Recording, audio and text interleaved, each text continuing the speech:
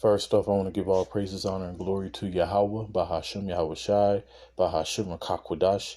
Double honors to the apostles and elders of Great Millstone. Shalom salutations to the hopeful elect that's fighting a good fight of faith in truth and sincerity and wholeheartedly. And shalom to the Akwath, which is the women believers. Shalom unto you, Yahweh, which is the true name in Hebrew, which means he is to be, he exists.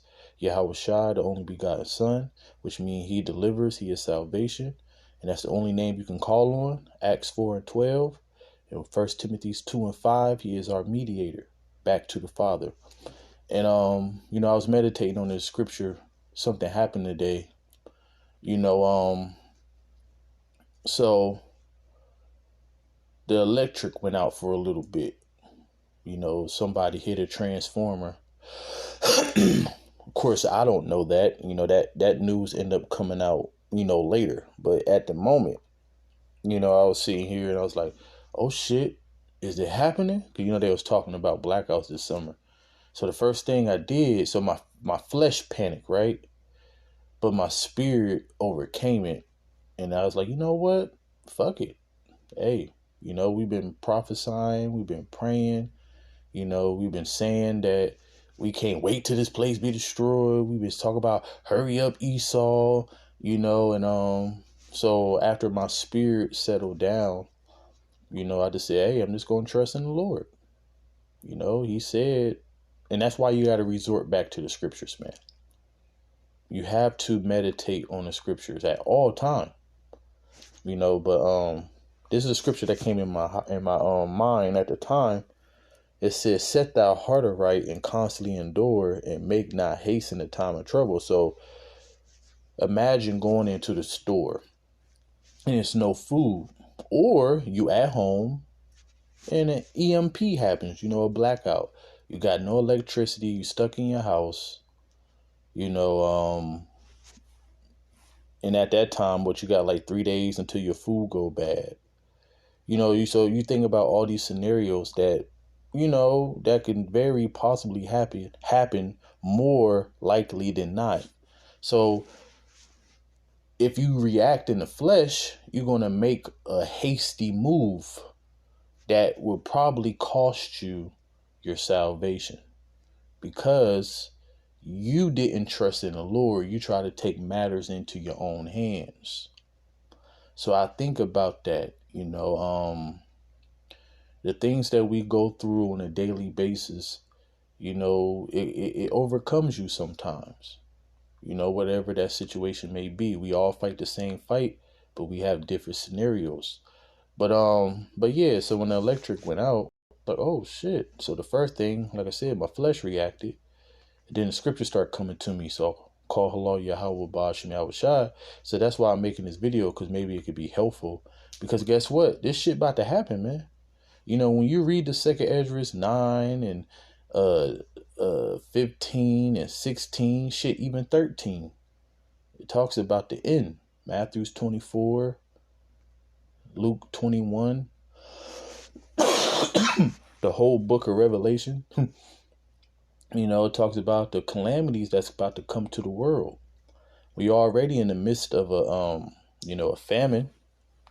And then when you go to Amos 8 and 11, it said, it's going to be a famine of the word before it's an actual famine of food and water, famine of bread. So, and I've been watching the World Economic Forum, been having my eyes on that lately more. And they've been talking about censoring speech, man. What's that damn devil name? Soros. George Soros, I think that's his name. He's talking about, going after the radios, the urban radios that be talking, the whistleblowers on the YouTube and people like that, which it all trickled down to us, But set that heart aright, constantly endure, and make not haste in the time of trouble. So I really feel like this is one of the most important scriptures of the times, outside of Isaiah 33 and 6, wisdom and knowledge should be the stability of our times, and we're going to need all that, at any time it could pop off the same way as the pandemic happened, a day in March in 2020, you know what happened. Everybody was going to the store, buying up toilet paper and hand sanitizer and alcohol. Couldn't even find those things.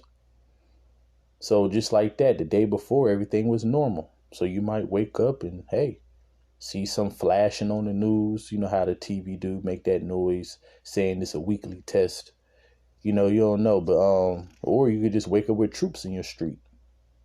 So yeah, man, we in that time, man. Anytime it could pop off, this is the type of meditation you need to be on. And even though it's hard, it's easier said than done, but this, we rehearsing the righteous act.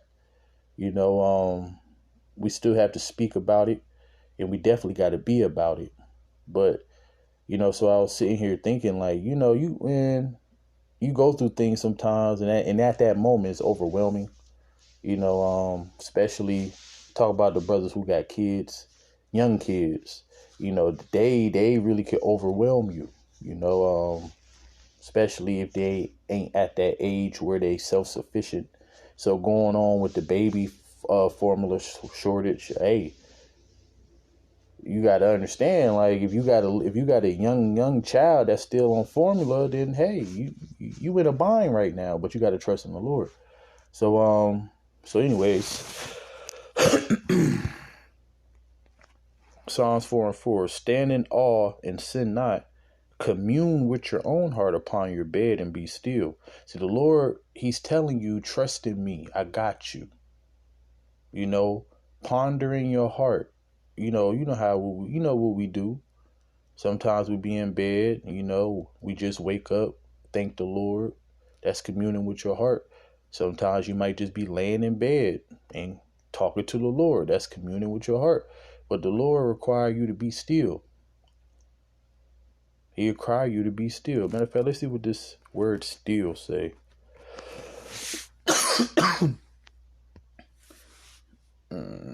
The Hebrew word is damam. And it said to be silent, be still, wait. That's the most important definition out of all of them. It said be dumb, grow dumb. And dumb means to not talk. Don't be hasty. Just chill out. Trust in the Lord. And guess what? That's easier said than done, because, it's easy to trust in the Lord right now when everything is not, all the bad things haven't happened yet. We go through certain things in life, but it haven't even really got real yet. So easier said than done. That's why you have to pray. That's why Paul said, pray without ceasing. You could never pray enough. And guess what? This is the perfect time to be praying for strength, because we're going to need it. The Lord is not playing when he said it's going to be a day that have never been. When you read the scriptures, and then you go into secular history, man, a lot of bad times happen. Cannibalism happened, famine happened a few times, war, a lot of bloodshed, people getting mauled by animals. That's all coming back at the same time. So imagine all the hell that happened in this since the world began all at once. That's what's coming to the world, man. So how I get through it is, I say, hey, this is the last time that we gonna be in trouble. This is the last time that we got to go through something like this. And what's the worst that can happen? You get put to death. Speaking of that,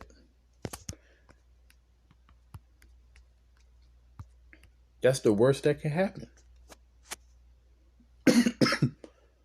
It said, fear not them which kill the body, but are not able to kill the soul, but rather fear him which is able to destroy both soul and body in hell. So imagine, okay, guillotine. Hey, I don't believe this will happen, but you don't know. If you get shot down, by the martial law troops or whatever, if you are in the Lord, then hey, guess what? You're going to be risen first. So, but the reason that the Lord is saying this, fear not him which has killed the body, but not able to kill the soul, because guess what? This flesh goes back to the dust, and the spirit go back to the Most High, man.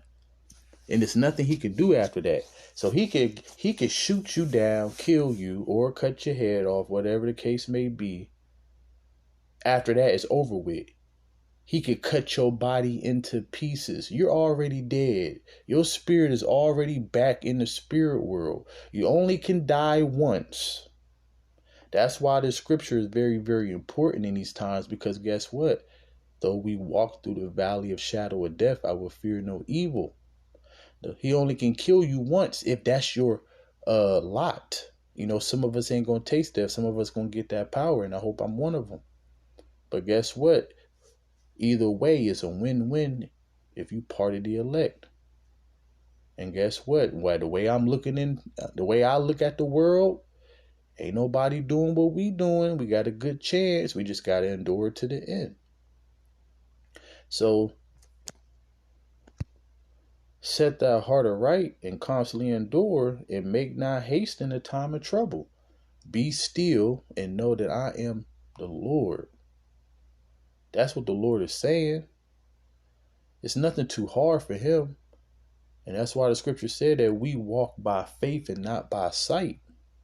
Because when we really look down the road, we like, man, how the hell we gonna make it?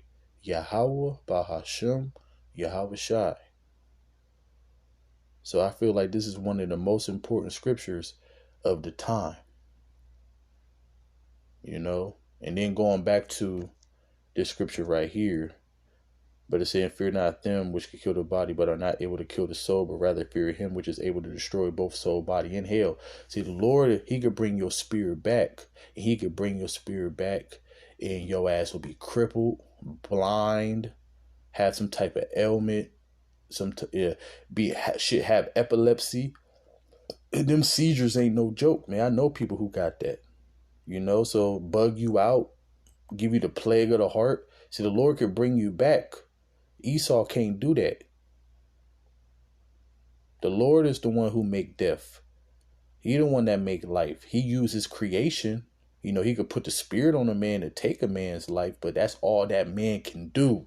So guess what? If that's your lot, so be it. So the point is don't make no rash decisions in the days to come. So hopefully this video was edifying, and shalom.